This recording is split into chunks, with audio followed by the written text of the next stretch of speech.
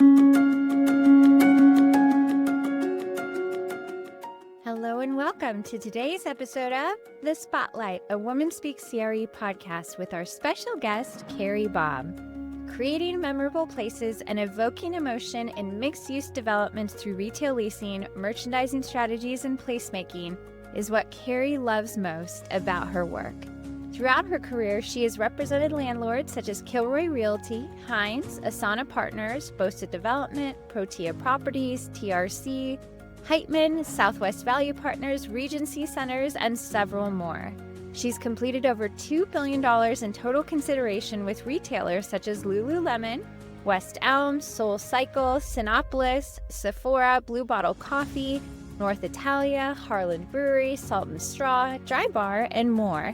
Leasing up One Paseo in Del Mar, California out of the ground is one of her favorite projects. In 2021, Carrie launched HelloJenny in order to develop digital strategies specifically for commercial real estate by aligning the social media strategy of an asset with the leasing strategy. They are social media people with a background in commercial real estate transactions, and Foundry Commercial acquired HelloJenny in the spring of 2023. Carrie's story was the inspiration behind the legislation Carrie's Law, which removed arbitration for sexual assault in the workplace and was endorsed by Intel, Microsoft, Uber, Allstate, Westfield, and so many others, including several businesses within commercial real estate. This is one of the things she is most proud of in her career. It's her biggest deal to date. In 2022, federal legislation passed removing arbitration for sexual assault and employment contracts. 60 million Americans had signed a confidentiality agreement in the event of rape in the workplace prior to ever starting their job. Carrie is a wife and mom of 3, and in 2022, her family relocated from San Diego to Nashville and are loving the adventure of living in the South. Today's conversation with Carrie is wide-ranging and covers the span of her career, starting HelloJenny, transitioning into a corporate environment again at Foundry Commercial, and thinking about the future. I think you'll love this conversation that was held in person at Carrie's home in Tennessee. Let's listen in. Hello and welcome to today's episode of The Spotlight, a Women Speak CRE podcast. It is a very special episode today because I am here in the dining room, the kitchen of one of my very best friends, Carrie Bobb. And we are going to hear all about her journey in commercial real estate. We're going to hear about what happens when life throws you a curveball and all of the various different ways that she has reinvented herself throughout our career. So welcome, Carrie. Thank you. Thank you for having me. This is so fun. I'm so happy to be in front of you and that we are neighbors. Although we are not next door neighbors, it's so fun to be able to come over and see you whenever I want. I know that there are a lot of people out there who may have some familiarity with you, but why don't you tell us a little bit about how you got into commercial real estate and what the early parts of your journey looked like. Okay. So I grew up in Phoenix, and my dad had invested, he was a hand surgeon, and he had invested just as a side hustle in like some unanchored retail projects and some medical office buildings, and he was telling me, you've got to get into this. And so right out of college, I was working at a nonprofit doing like fundraising and events and things like that. And it's really hard to get into commercial real estate when you're working at a nonprofit. Yes. It's like the opposite. The opposite. And so I started, this was in the early 2002. And so I started calling CBRE and JOL in Phoenix and then San Diego, because we used to visit San Diego all the time. Yeah. And it took me about a year to get my first interview. It was just so, and I had it in my calendar, I was calling every Tuesday, I think. I would just check in. And then at month 11, they finally answered. Mark Reed in the CBRE San Diego office answered, and he was, I gotta hand it to you. You are persistent. Yeah, you come in for an interview. And so it took a little while after that. Went through the interview, did the whole testing, all that kind of stuff, and then started at CD in San Diego. Was there for 16 years. And I started in the Wheel program. Yes. Which I don't think exists anymore officially. I think there might be something like it now, but it went away for a few years for sure. It was really cool, I think, for young people to get into the business. I didn't fully do the whole program. So you basically get to work in different product types: office, industrial, retail, hotel. San Diego has golf course properties, all sorts of amazing senior housing. You get to all sorts of things, and you rotate every 3 to 6 months and learn all the different product types. You meet a bunch of different people and figure out where the right fit is, both on product type and the people you want to work with, because it's a huge part of it. And I really thought I wanted to do medical office, but a retail team had just come over from Alice, and they asked if I would start there just to help them get organized. And then I never rotated out. Yeah. I loved it. I asked if I could stay again and then stay again. And you do have, retail's a passion. Yes. Product type. You have to love it. Yeah. Yeah.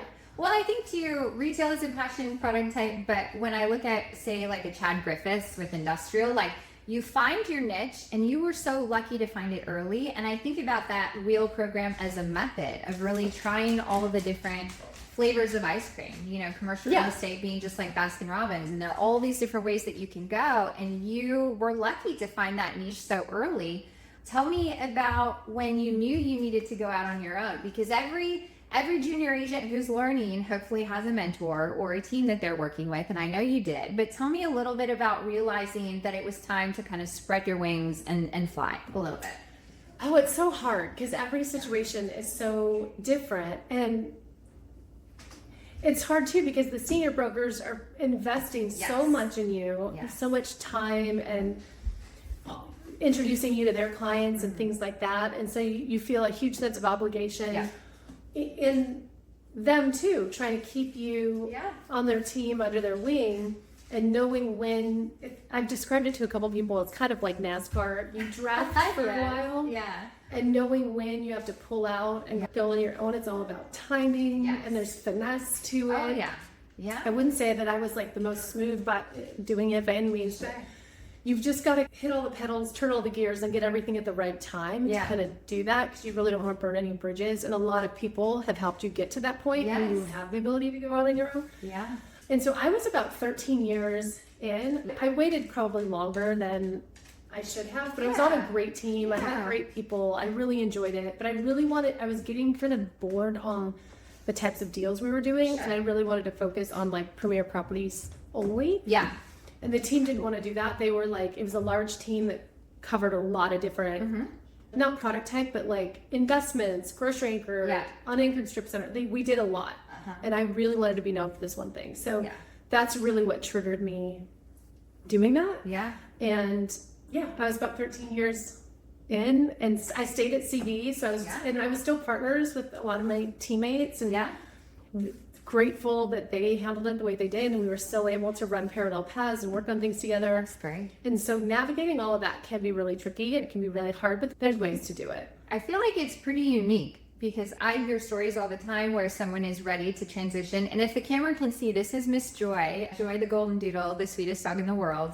But I see a lot of people who almost have to leave their firms to get out from underneath their senior brokers, because sometimes a firm will protect the most senior brokers who are the source of the revenue and that they have the longest term relationship with, and don't want to allow that person to go out and be perceived to be competitive.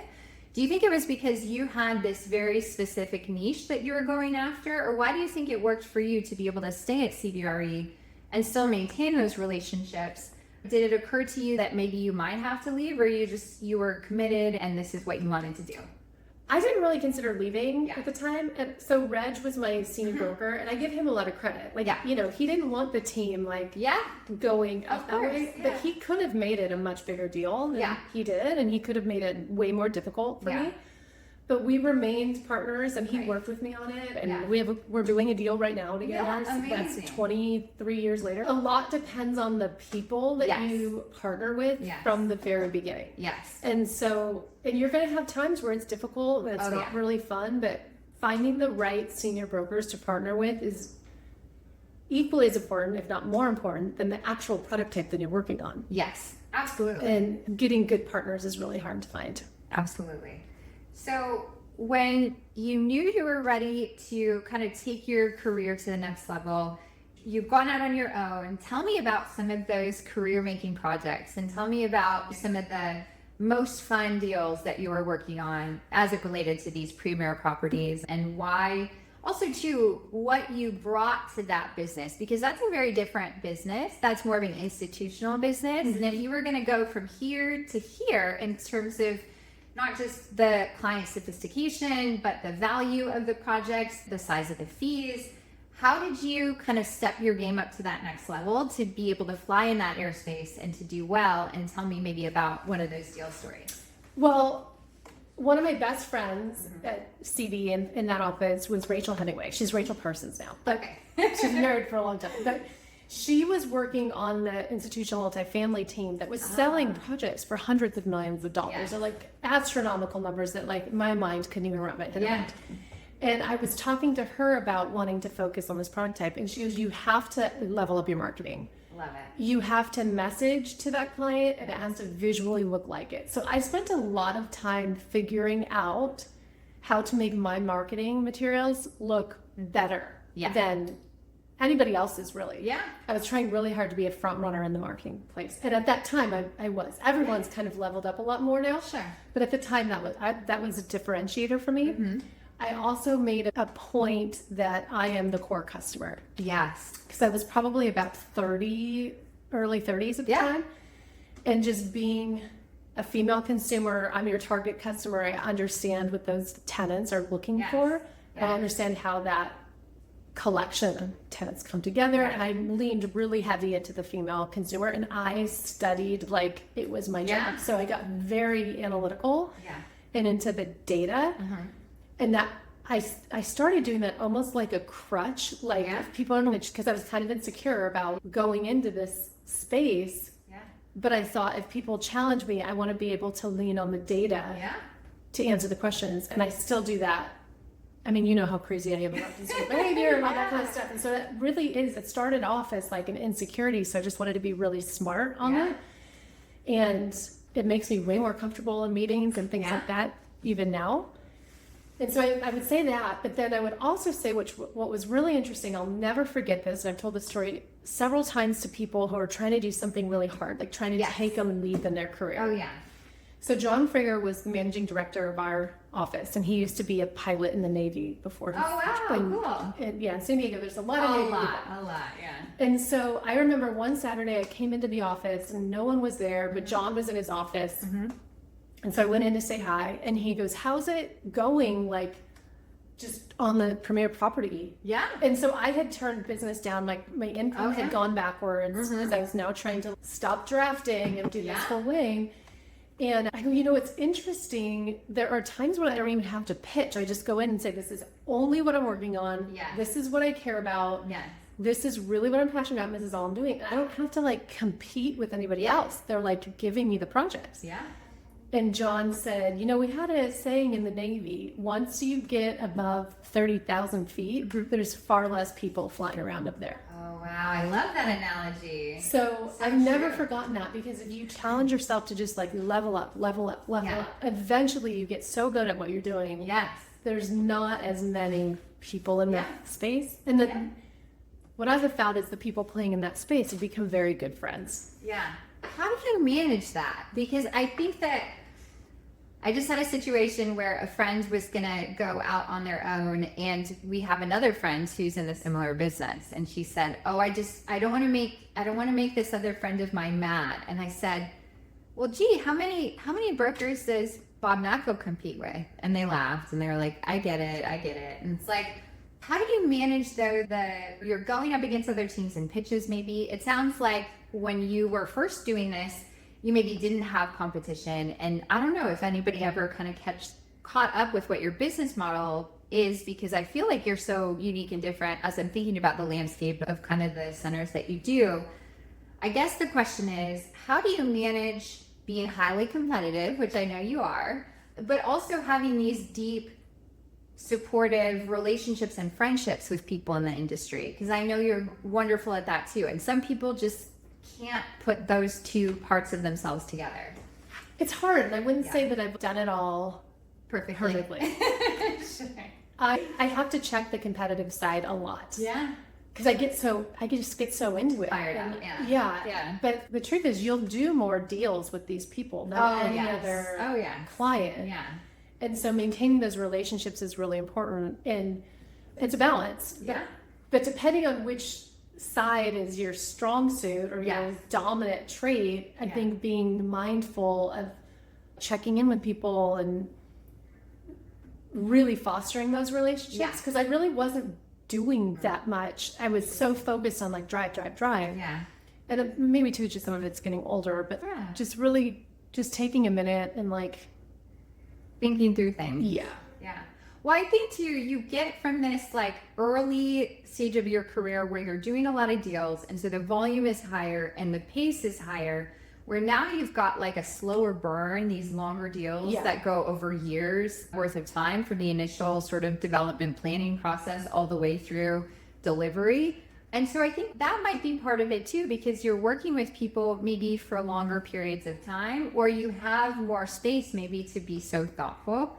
And one of the things that I know about you as a person is just you're incredibly thoughtful in your follow-up and how you treat people and make them feel.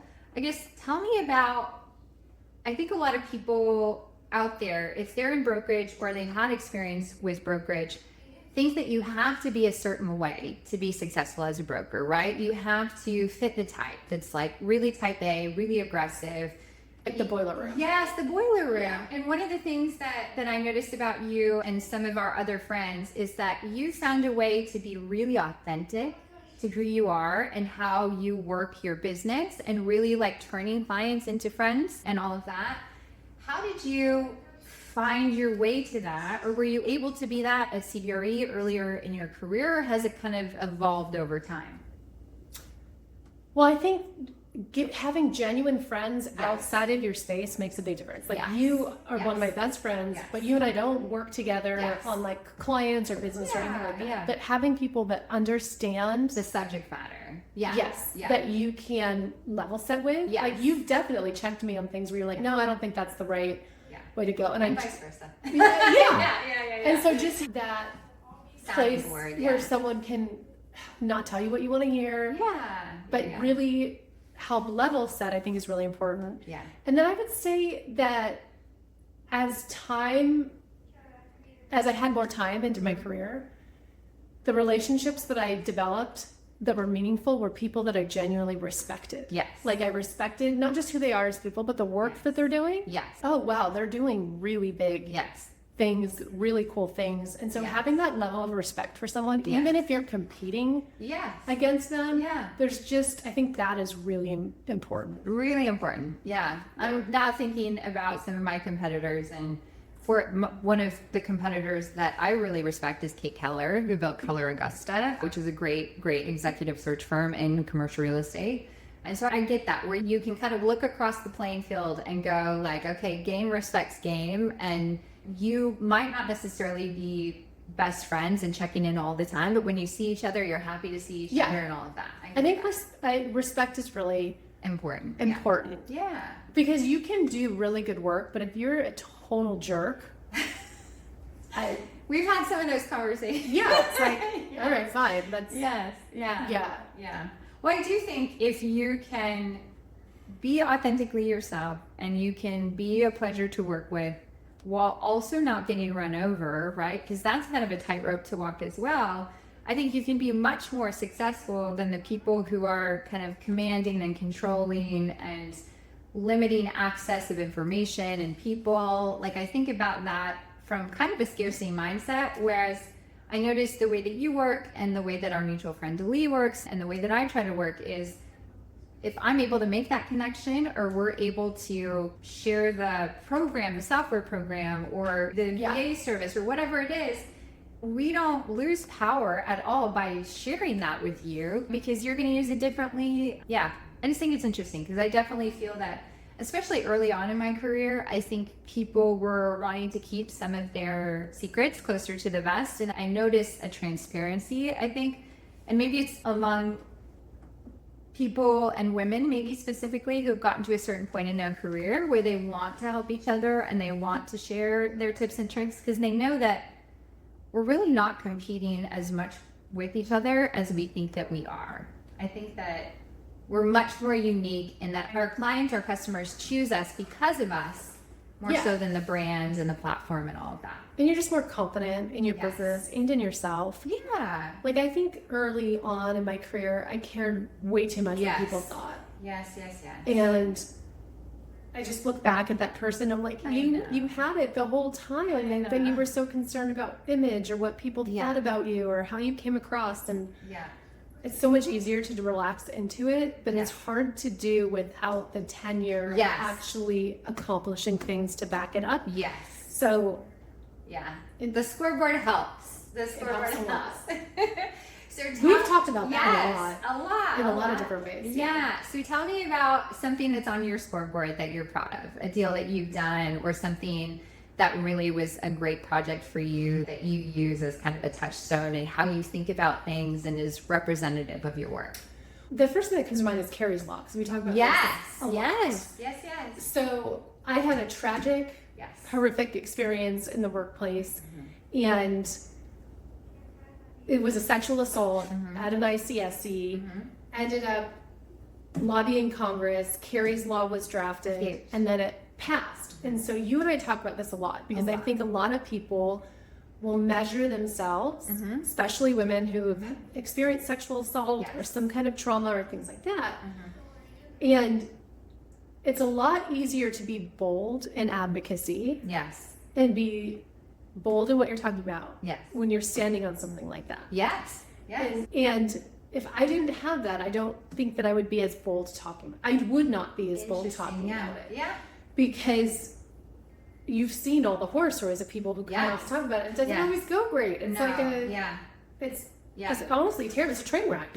And so being able to accomplish something like that gave me the platform to speak out on really difficult subjects in ways that I wouldn't have been able to before. That makes sense. And to bring everybody else in on the specifics and to curious a little bit more, because it's really a big deal. What Carrie did was bring a law and lobby specifically to try to remove rape as part of blanket confidentiality and mediation in employment agreements. So 60 million Americans at one time, if they were raped or sexually assaulted or harassed, could not sue their company. Or talk about it. They were forced to deal with it in mediation and arbitration and things like that. And that law combined with another law and passed very quickly. I think in terms of, it was a year or it was 2 years. It was a short amount of time. It was a little over 2 years. And I'll never forget that Emily Jones, my partner at the time, called me and she was like, "Oh my gosh, did you see?" She read about it. I had no idea. And after all that, it was really cool, because essentially what was happening, and I found this out the hard way, was that the ramifications of confidentiality in these instances was that the predator is protected. Nobody understands who he is or what he's done or what's happened. Because everybody's bound by confidentiality. He may not even be fired from his job. And then the victim can't talk about it, and there's no records. So this can be serial event in many instances, and no one knows about each other. The victims don't know about each other. The potential future employers don't know about it. And so it wasn't that I wanted everyone to go out and start talking about these stories, but you needed to make these things discoverable to prevent it from happening. Stop the harm. Again, because it was crazy that this was an actual thing. And so what I found out was, like, lobbying is a lot like brokerage. You just needed one. And I had, from 20 years prior, when I was right out of college, I was coaching volleyball at Scottsdale Christian Academy. Amazing. And one of the girls on my team, her mom worked for Debbie Musko, who happened to be a congresswoman from the state of Arizona at the time. And so I reached out to her, hadn't talked to her in 20 years, and just said, this happened to me. Do you think she would have any interest in talking to me? And so I flew to Washington to meet with her. And then I said, do you have anybody else that you think I should meet with? And she introduced me to everybody. And so I ended up staying and meeting with, and it's just like brokerage, where you might have one client and say, can you, who else do you know that we should be talking to? And then it led to all that. Which is really cool. I'm definitely most proud of that out of anything in my career. We also got Intel to endorse the bill. And Yes. because we got an endorsement from Intel, we then got Microsoft and Uber and Yes. Lyft, Airbnb. So we had some like really great Major Fortune companies. 25 companies Yeah. that were endorsing the bill. And so I never thought I would ever be able to do anything like that in my career. So that was by far the biggest thing I've ever done. That's Yeah. going to be a tough one to beat. Yeah. But being able to stand on things like that, Yeah. or even like some of the projects, there's a lot of great projects in San Diego. One Yeah. Paseo was a great Yes. project that I was working on as it was coming out of the grounds. Got it to 82% lease before I was hurt and had Yeah. to step away. So that's a project that I'm really proud of. And Yeah. there's a lot that I can point to Yeah. that I've just little by little, it's like everything leads to something else. Yes. And we were just talking about that yesterday. Yes. Well, I think too, one of the things that you and I connect on, and I think one of the coolest things about you is that you show up and you do the things that you know that you can do, but you also have this great abiding faith that has helped you through your career. So if it's not too personal, tell us a little bit about how you've brought faith into your work and how that helps you with the turbulent waters of not just the economy and our industry, which is kind of a whipsaw in that economy, but also just the inevitable ups and downs of being in a highly or 100% commission business. So I grew up in a really conservative, faith-based home. I went to Christian high school and Christian grade school, things like that. So that was always like an undercurrent of my life. But it wasn't until you hit like really rocky waters where it's like, is this real or not? Yeah. And so we had just been going through some stuff as our family that was really hard prior to being hurt, where I really just started digging into my faith in secret. Like my life, are we even to be able to hold this whole thing together? Yeah. And there were like just little miracles along the way that proved it to be true Yeah. to me. Yeah. Because you can read the Bible or be in a Christian environment, but until it becomes personal to you. Yeah.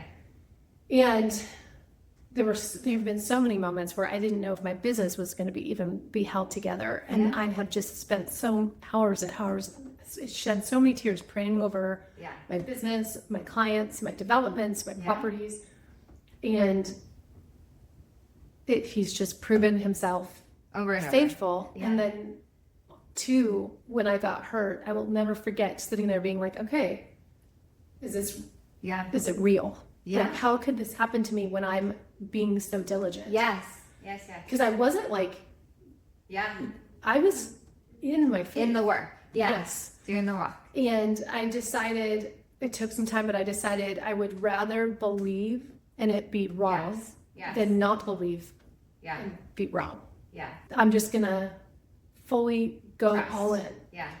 And it proved to be one of the most precious things I've ever discovered. Yeah. As Yeah. you know too. Yeah. And I was just like, I'll never let it go. Yeah. And you were saying that the other Yeah, day. This is the most precious thing I've ever discovered. And so it's not like, how does faith impact my work? It's like faith is impacting me Yeah. Yeah. in every aspect of my life, in my marriage, in my family, that it just is. It's amazing. And I know you took that curveball and you turned it into something great with Carrie's Law, but you also did some other things. Tell me about that transition with HelloJenny and with Carrie Bobb and Co. And then, where we're at today. Okay.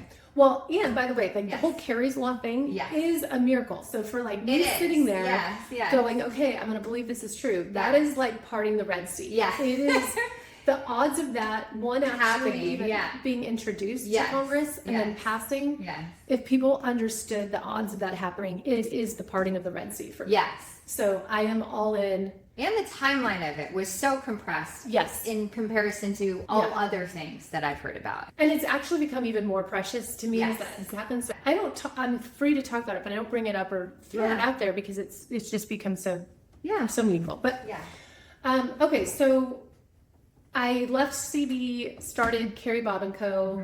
And then noticed that this was in 2019. Yep.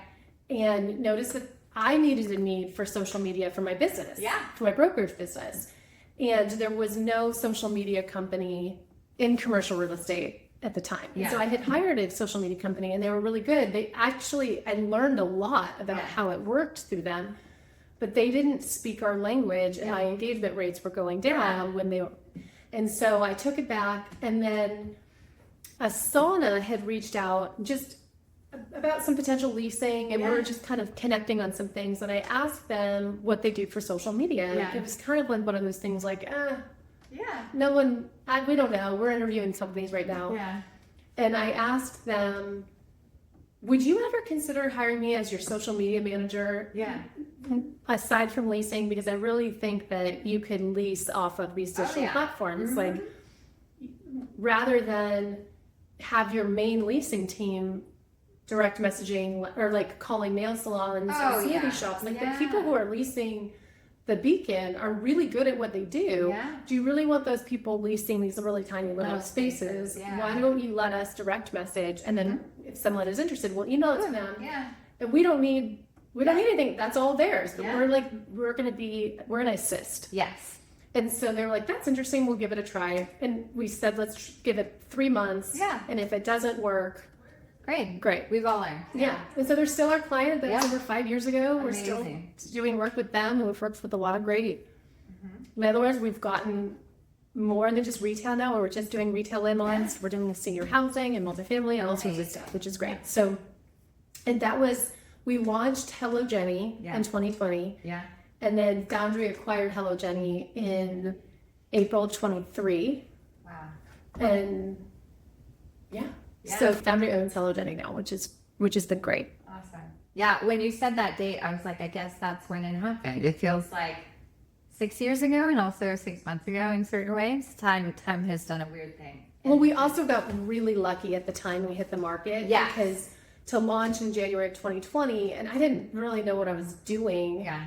But then fast forward 3 months, March hits, and everybody needs social because no one can go out. Anywhere, yeah. And so to be able to hit your customers or do anything, you have to be using social. Yeah. And nobody knew how to do it Yeah. in commercial real estate. Yeah. And so it just took off. So we got really lucky with the timing. Yeah. I think too, some of the stuff that I think makes you a great broker comes from that level of curiosity and that drive for data that you have. And you've talked about kind of the customer psychographics and thinking about, you haven't said this yet, but I know you think about avatars and who your ideal shoppers are at these different centers. Tell us, or tell the listeners about kind of how you think social media is changing and can change commercial real estate more than it's done in the last 5 years. Like, we all have kind of seen the COVID stuff where we all had to rely on shopping and Instacart and all of that kind of stuff. But where do you see the trends going now in this like post 2020 world? It's really interesting. Everything's changing really quickly. Really fast. I actually took a step back probably about 6 months ago because I was just so exhausted from social media. Yeah. It's a lot of work. It's a lot, yeah. And it was really great to just kind of take a break and reset. But I got to tell you, so much happens In that amount of time, yeah. if you're not on it. Yeah. Like, I asked Corey Zelnick about the gala in New York. Yeah. And he goes, well, you've kind of pulled back on social, right? And I was like, oh my gosh, I didn't know that people were going to even notice that much, but they do. I think Corey noticed because he is your friend. I don't know that I noticed because I'm your friend, but I don't know that anybody else. Maybe. And Yeah. But it's fun. And like, Corey's like, I love Corey. Yeah. Corey's amazing. Yeah. And I really actually appreciated that he said that because I didn't know that It was it noticeable. matters, Yeah. right? Because Yeah. people look at social and they're like, oh, it's just one more thing I have to do. Sure. You do have to do it. You do, yeah. And so it is really important. And then I would say it's how you're discoverable to people. Yes. Especially if you're young. Yes. This is your superpower. This is the lane where you can lengthen your shelf life. Yes. And you can like cut off some of the years that maybe it took me longer than it might take someone to get to a certain place. They're going to be able to skip some steps if they Yes. are being portrayed and marketed and received as an expert in such a field at a young age, because they're able to communicate it, message it, visually convey it better than other people. And you're going to be able to move much faster. It might not feel like that when you're young, but that's really what's happening. Yeah. And so it makes you relevant. And then mean, we all know that like TikTok and Instagram have surpassed Google as the number as one a search engine. Yeah. So moving forward, I think websites are going to be less significant. Yeah. And the social media platforms are more and more significant. Agree. I think too, the AI search now at the top of Google and these AI platforms that are performing search like Chat and Perplexity, you've got search engine optimization, which was the old thing, right? Everything from your website that can be crawled and has the keywords. And now you've got this other thing. And I know Mo Regalado, who has been a guest, calls it AEO. And I don't know if A stands for AI or artificial or algorithm or whatever, but it's basically like your social is feeding and going to be crawled by all of these different AI search tools. And so it's an interesting experience, and I've done it. And I actually showed up as number one. I could not believe it. If you search, and you got a very big lead out of that. I got a very big lead out of that. A very big lead out of that.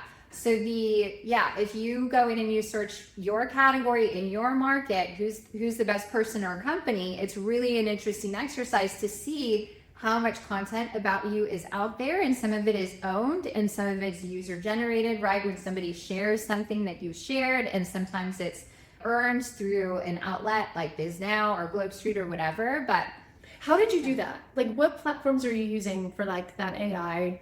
Good question. So I would say I'm actually not using AI to create my content almost at all. If I hit a wall and need like a new way of saying this one line, I will go there. But most of this stuff I write myself because my personal voice is so important to me that I don't want to outsource that or change it.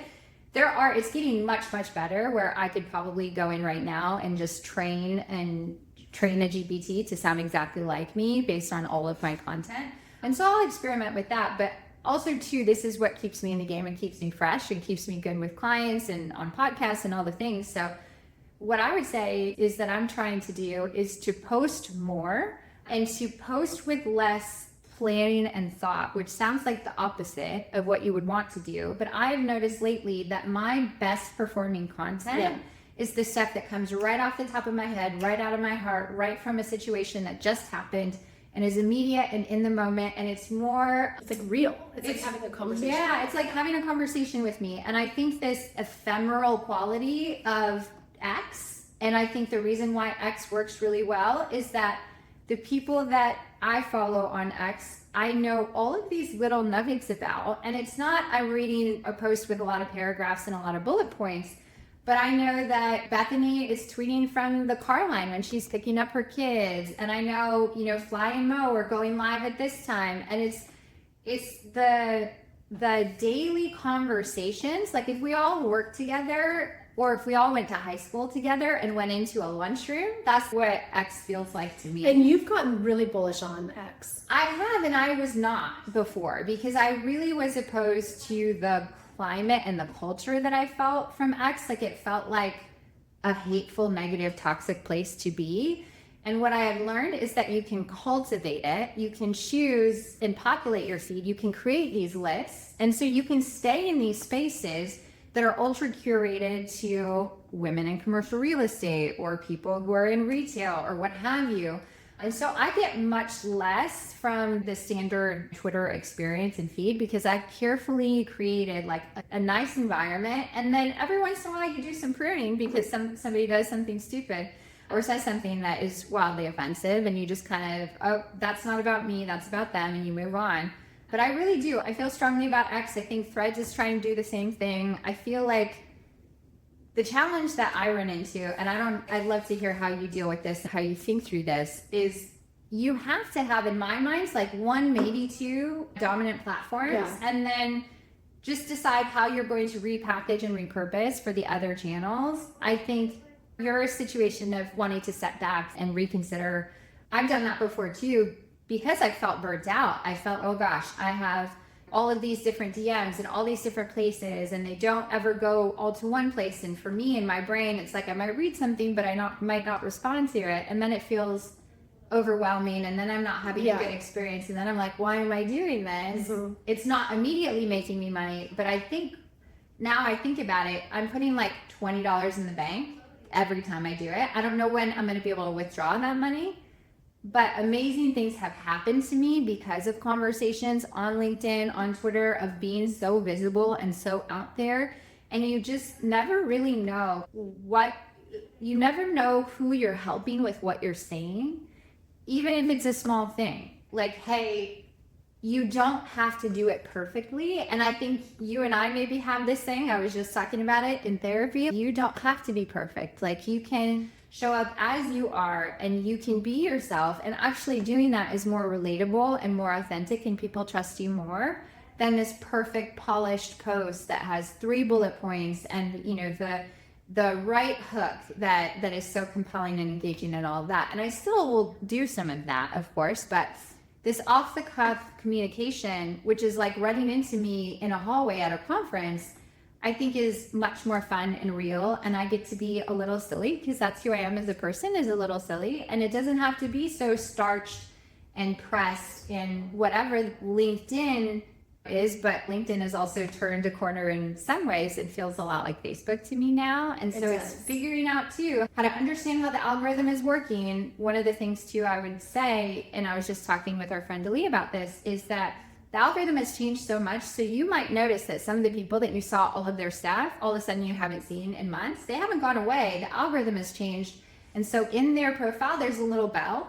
Hit the bell, and then you can choose you want to see all their posts, and then LinkedIn is not deciding what is relevant for you or not. And then you can also turn it off if somebody isn't relevant and somebody is spamming or doing something. I think that's the thing, is cultivating like a garden. You're weeding, you're pruning, you're cutting back. Your mental health relies on you kind of keeping the space nice and beautiful, and also life-giving and not life-draining. That's such a good analogy. Thank you. I have a hard time when you say you don't have to be perfect, it doesn't have to be curated and all buttoned up. Like, it makes me anxious thinking that it's not going to be that. Yes. Well, you have such a beautiful aesthetic and high standard of design and eye that is very rare, especially for someone who technically is like mostly a broker. I think you have such a great, and probably this is about the curated space and these high level, beautiful developments that you're working on that are all like pieced together with like, you know, this piece of furniture was very carefully chosen, and we're trying to create this little moment where people will study and maybe take photographs and things like that. So I don't think that's a bad thing, but I think even if it's just you do it more visually, so maybe yours is more pictures and maybe you narrate over the audio and that's faster, right, than a produced video. I just think the speed and not having as much of a filter. How much are you posting? That's a good question. I think I'm probably posting like 3 to 5 times a week on LinkedIn. And You're doing 3 to 5 posts on LinkedIn? 3 to 5 posts a week on LinkedIn, probably. I had scaled it way back to 1, but what I would say too is that now I just have so much more stuff to talk about because we're going into conference season, and I want to make sure I don't miss out on people, and I want people to come to Women of Influence and all these sorts of things. So it's gotten a little bit busier. I would say usually it's probably more like 1 to 2 or maybe 1 to 3 times a week. I would say you will experience pretty good treatment from the algorithm if you go in and do a post at least once a week. I think. Yeah, I've seen that. Yeah. So, okay, so when I took my break, yes, I came back. Initially, I was investing most of my time on Instagram because of HelloJenny, and because retailers all over sell so much on Instagram. When I came back, I invested more time on Instagram or on LinkedIn, and that has proven to be amazing. That's been great. I do want to get back into the X because Beth Azor is a big advocate for it. Your journey and everything has been super interesting, and so I do think there's a lot to be said for X. I feel like it's a horse race, and everybody, like somebody will pull it. It is the same way with AI too. Is that the space, to your point, of going away even for a little bit of time, and so much has changed. They're all competing so ferociously with each other, with their features and changing their algorithm to maximize time in app and things like that, that you kind of have to be a little bit of a student of it, or you just have to not care at all and just do whatever and wing it, which I think a lot of people do. So I think you're a student of it and you watch like Mo Regalado and Fly Damerson on Tuesdays and Thursdays, plug for Social Surge, which I love. It's my favorite way to spend the morning with my friends. And you learn and you try new things and you experiment like a scientist.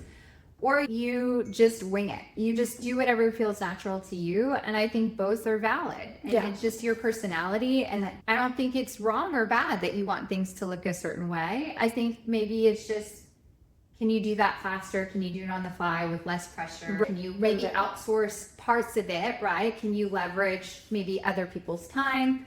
Some of that stuff, I think it's a huge like sigh of relief to a lot of people, because so many people are like paralyzed about posting because they want it to be so perfect. Yes. And I do, like, we noticed that on our clients for HelloJenny, the more like real, authentic, like things filmed on a phone rather than like professional photos, those are doing way better. So no, I think that's a huge.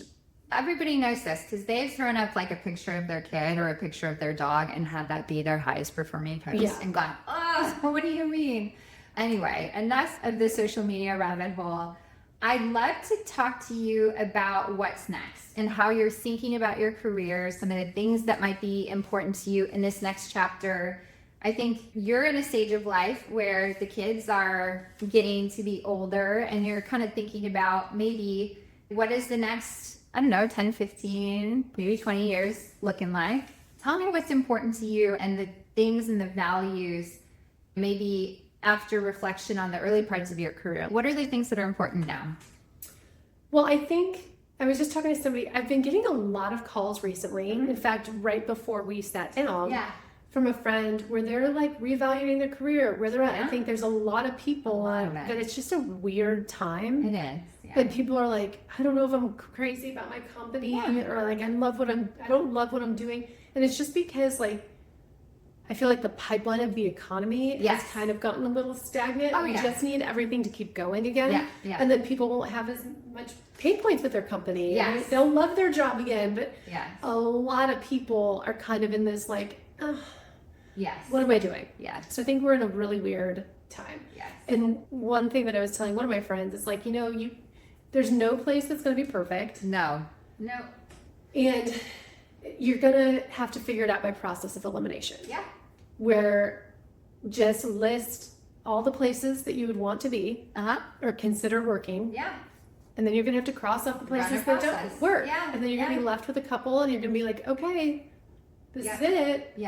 And that's in large part just because of where we're at in the economy. Most of those companies are all great and fine. But the pain points are all coming to the surface because it's just kind of a painful time. So I would say in the short term, I am really excited about a couple of the projects that I'm working on. And I'm like laser focused on getting these pieces all put together, because if we can pull this off, it impacts a lot in the future. And so I'm really happy about a project that we have in Franklin called REM. That's just an amazing project that I love working on. In the types of tenants and things like that. And then I've got some projects in San Diego, one in Coronado, one in San Marcos. And so getting these projects to where they need to go is by far the best investment of my time.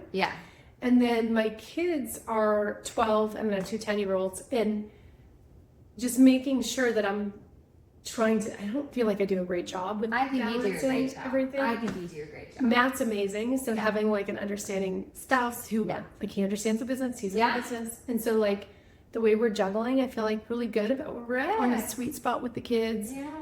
And I think, I've struggled with like really what is the next 5-10 years look like. And I haven't cracked the nut. I don't know.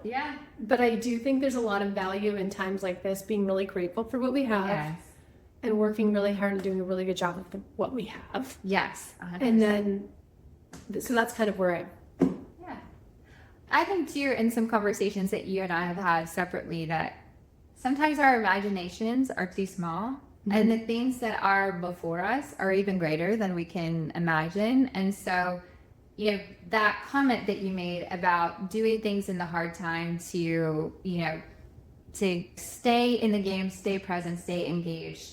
I think that the work that you do in some of the waiting room times determines maybe what's on the other end or what the next few years looks like. And I think, that trust and that faith, I think are really helpful to me personally, in that I don't have to have it all figured out. But if I can go in the direction of what I think my work is, and I listen and check in and, you know, show up and do the things that I need to do, I will be guided, I will be directed. And it might not always be a linear path, and it might not always be a path that doesn't include like hardship or pain or whatever. But I think that trust for me in thinking about the future, because it is a scary kind of time right now in a lot of different ways. And you know, there's geopolitical stuff going on, and there's, you know, economic stuff going on that's pretty serious. And I think too, our industry is always, to me, it seems like on the front end of a lot of the pain. Yeah. And sometimes we get the recovery first too, which is great. And I can see the pain. I can also see glimmers and winks of recovery. And so, yeah, I feel like you feel. Like, I don't know exactly what's coming. I do think that one of the things that you said about making a list of companies, I think you take that list of companies, you take your list of values and what's important to you. And I think too, anybody who's listened to me for any amount of time has heard the questions, what have I loved? What have I learned? What do I need to leave behind? What was missing? Those are the questions too to reflect.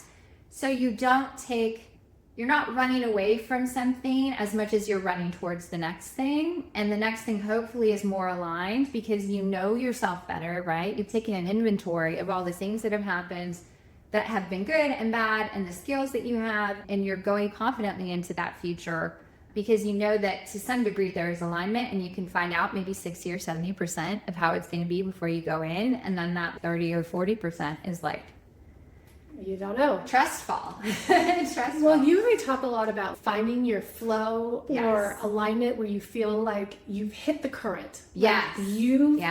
And you've hit the current recently. Where like you feel like you've finally gotten a position where you did something where now you're being carried forward into this season, which is just such an incredible place to be. And it's rare to find that. And it's hard to get there. And we were talking the other day about how you find that current and how you get into alignment. And I think one of the really interesting things that we were talking about is I was sharing about how I had a hard time giving up drinking. I was just drinking too much. And it was something that I was having a really difficult time pulling back on.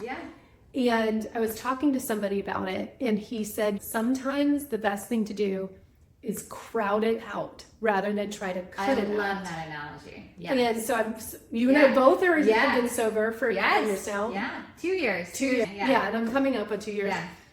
And it was a slow process, but I do think that happened by crowding it out rather than trying to cut it out, by filling it with good things. And the more that you can do that, the closer you get to that current where things carry you rather than like pushing and grinding. So I think that's really important. It's all those little things that don't seem like little things. But the cumulative effect of all of those things is huge. Exponential.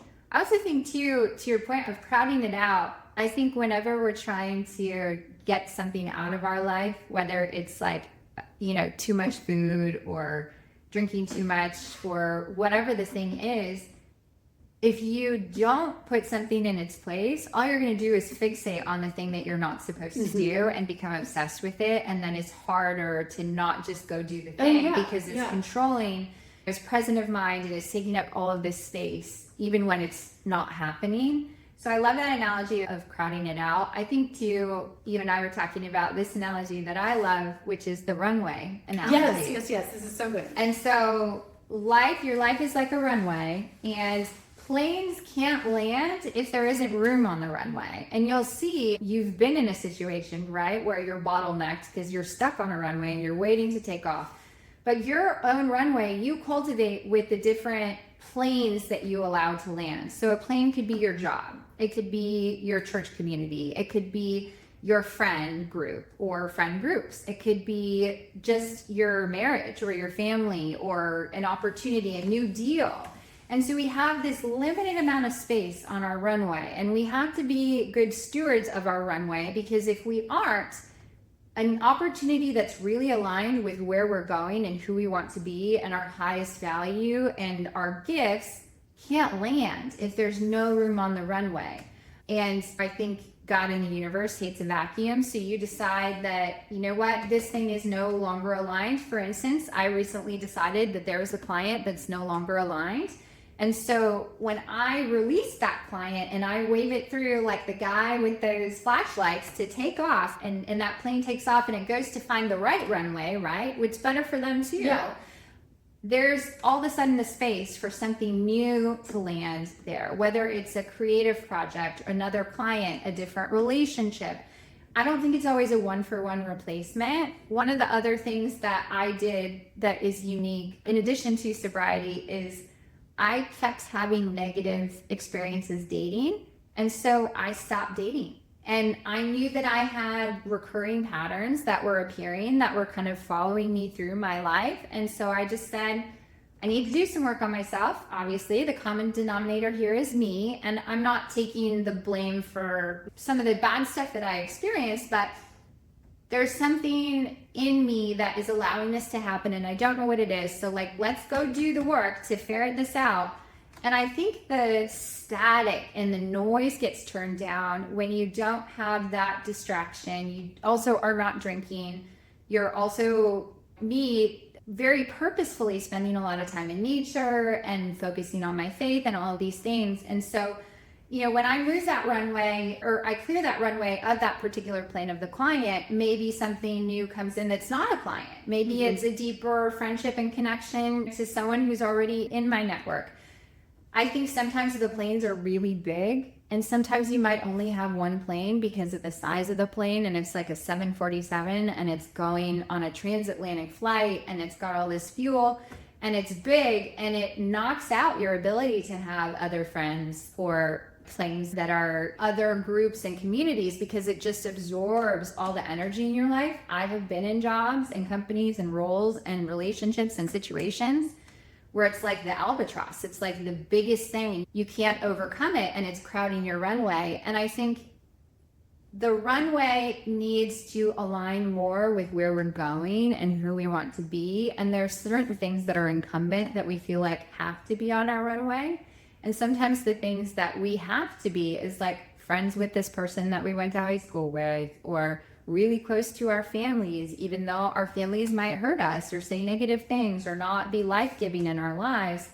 And so I just love this idea of the runway. I feel like in my friends' lives, I can say, oh, the marriage is a plane and it's a big one, and it needs to be resolved, or the job needs to take off. So that leaves room for you to be creative, for you to start your own independent firm or whatever the case might be. But I think that's why analogies and storytelling are so important. I think why women telling their stories is so important, because I think we all learn so much from each other. And I think we can, just in these little points of connection, these little stories and frameworks, change our own lives, because something will click. Like somebody's listening to you and they're thinking about, oh, I'm going to turn the noise down on social media for a minute. I need to reorient myself. Or they might say, I've been playing with being sober, but I haven't fully committed. Let me just try that for a few months. I think there's so much to learn and so much we can do when we listen to each other, and also when we are open about the things that are not just great. We're pretty good at saying, oh, here's this wonderful vacation that I went on, and here's this beautiful new car, and look at my beautiful dogs, or this beautiful place that I'm camping this weekend. But I think the hard stuff is where we learn. And I'm so grateful for you and always sharing your hard stuff with me and letting me hold it, and you holding my hard stuff. Oh my gosh, I call you and tell you all this. Same. Well, I am certain that we have gone probably overtime on this episode. I am so grateful for you. We can do it again. We have these conversations all the time, and I'm just glad that people got to listen in and hear more of your story if they don't already know you. Where can people find you? What's the best way to connect with you? It's just at Carrie Bobb, CarrieBobb. Awesome. On really any platform. Any platform. Awesome. Thank you so much for joining us, Thank you. Carrie. And this has been another great episode of The Spotlight, a Women Speak CRE podcast. Thank you so much for listening to today's episode of The Spotlight, a Women Speak CRE podcast. This episode was so dear to me. Not only is Carrie one of my very best friends, she is someone who I think is always open, honest, and forthright about her story, her struggles and the things that have helped her on her journey. So from talking about faith and her relationship with God to talking about sobriety and all the various different transitions that she's made in her career, it really was impactful for me as her friend to be able to have this conversation, because we're always having such deep, thoughtful discussions about our careers, about our lives, about everything in between. And so I'm glad that you all got to hear that conversation.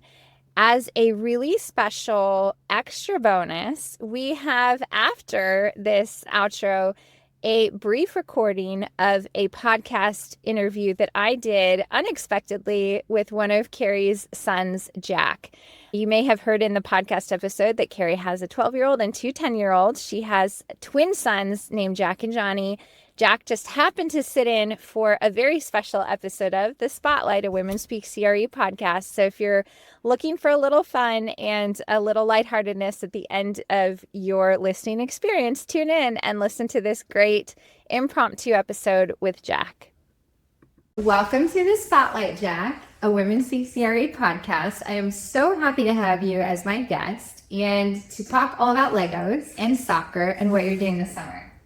So tell me about your most recent favorite Lego project. Probably R2D2 because you could like twist that head and take off the body parts. Yeah? How long did it take you to build it? Like 1.5 days. Oh my goodness. Yeah. Is that normal, or does it normally take people longer? I feel like that would take longer. Mostly an average person, it would take 5 days. Yeah. So you just really get focused in the zone with the Legos. Yeah. Yeah. Have you always liked Legos, or is this a recent thing? Always. Always, yeah. How did you learn about Legos? Do you remember? No. No, yeah. I bet you were probably too little. I bet maybe you had Duplos, like those big Legos. I don't know if you remember big Legos from being a kid. Yeah. So tell me what your summer camp is all about, because I feel like that's pretty interesting too. Well, I just finished robotics. And we built like a little car robot that has like a crane where you can lift stuff. And we made it like 2 times bigger. With, Oh my goodness. But it was so far thing, like a 4-wheel. But we wanted to add 6, but it was gonna be too slow. And then we added like crab walk tires. And then everybody else did it, but we just had a crazy idea of doing it. And then we won the championship on it. Amazing! Congratulations! And who is on your team?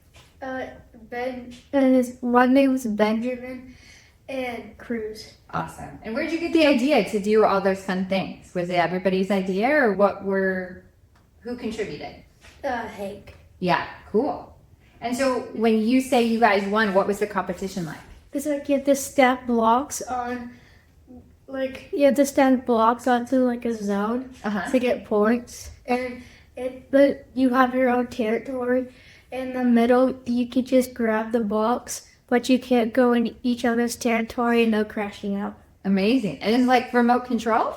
Yes. Oh, cool. And so who gets to do the remote control? Like, do you guys share We take it? turns. Okay. You take turns during the same competition? Yeah, but you can pick who you want to do multiple times. Yeah. So is that like a strategy? Are certain people better at the remote control and certain people are better builders? Yeah. Yeah.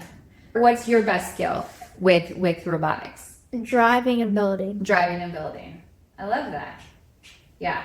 Okay. So robotics camp is done now. Mm-hmm. Do you have other camps coming up? Adventure camp.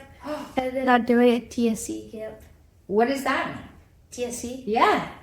Tennessee Soccer Club. Oh, that's right. Okay. So what is adventure camp? I've never heard of adventure camp. I haven't done it, but Yeah. if you would ask Johnny, he'll tell you. Oh, okay. So robotics camp, it was just you, right? Mm-hmm. Where did Johnny go? Did he go to a sports camp? He went to all sports camp. Okay, cool. And so you go to adventure camp, but you'll be with Johnny. Yeah, That sounds like trouble. I know. Your brother is a little bit of trouble. Okay, so soccer, or is Johnny also going to be playing soccer? Yeah. Okay, so do you know what team you're on? The elite team. The elite team. And what color are your jerseys, or what's your mascot? Mascot is like TSC, but our colors are blue, white, in red. Awesome. When are your games? I'm going to come to a game. I don't know. But they last for all summer? Yeah. Soccer the whole summer? Awesome. So beyond all of these things, which sounds super fun, I know you have your friend Augie who lives behind. Oh, he lives that way. Sorry, bad at directions. What other stuff are you looking forward to this summer? Playing in the pool. Yeah, the pool is fun. Yeah. Have you been to a country club a lot lately? Yes. Yeah. What do you like there? Also the pool, or do you do something else? Just pool. Yeah. What happened to golf? Were you doing golf as well? Yeah, but I kind of lost interest. Yeah. Well, not everything. I mean, you've got to experiment. Find what you like. Mm-hmm. Anything else you want to say? Not really. So you said you have text. Do you mind asking him like what he wants to be when he grows up and what he pictures his life? Yeah, this would be a fun thing to play back. Yeah.